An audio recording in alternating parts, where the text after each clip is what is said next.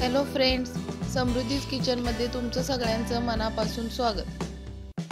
आज आपण पाक न बनवता मऊसूत जिभेवर ठेवताच विरघळेल अशी खव्याची बर्फी कशी बनवायची ते पाहणार आहोत। बर्फी बनवण्यासाठी इथे मी 250 ग्राम खवा घेतला आहे। तुम्हाला हवे असल्यास तुम्ही खवा किसून देखील घेऊ शकता। मी असेच घेतलेला आहे कारण जसं जसं हीट मिळेल तसं तसं खवा आपोआप मऊ होत जातो। गॅसची फ्लेम लो ठेवून खवा छान खमंग असा भाजून घेऊया।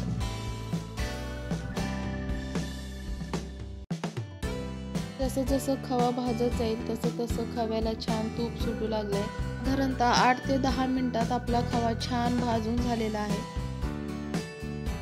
थोडासा खवा घेऊन 2 बोटामध्ये त्याची गोळी वळून पाहूयात खवा छान भाजलाय का नाही। खवा हाताला चिकटत नाही याचाच अर्थ असा की परफेक्ट असा खवा भाजलाय। हे आता आपण पूर्णपणे थंड करून घेऊयात। खवा थंड झाल्यावर आपण यामध्ये पिठी साखर ॲड करणार आहे। इथे मी 250 ग्राम खव्यासाठी अर्धी वाटी पिठी साखर घेतलेला आहे। साखर तुमच्या आवडीनुसार कमी जास्त करू शकता।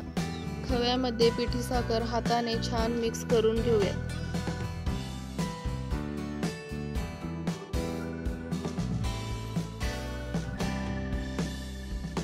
खवा आणि पिठी साखर छान एकजीव झाले आहे। याची आता आपण बर्फी थापायला घेऊयात। त्यासाठी इथे मी एका ताटाला तूप लावून घेतले आहे।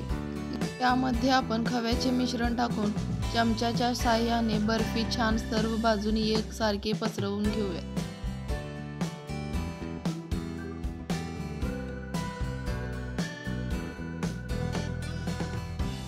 बर्फीचे मिश्रण ताटामध्ये एकसारखे छान पसरून झालेलं आहे। आता यावर आपण डेकोरेशनसाठी ड्रायफ्रूट लावून घेऊयात।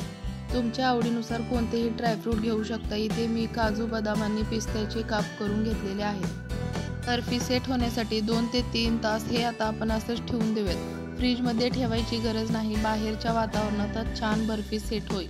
3 तास झालेले आहेत। आता आपण बर्फी कट करून घेऊयात। तुमच्या आवडीनुसार कोणत्याही आकारामध्ये तुम्ही बर्फी कट करू शकता।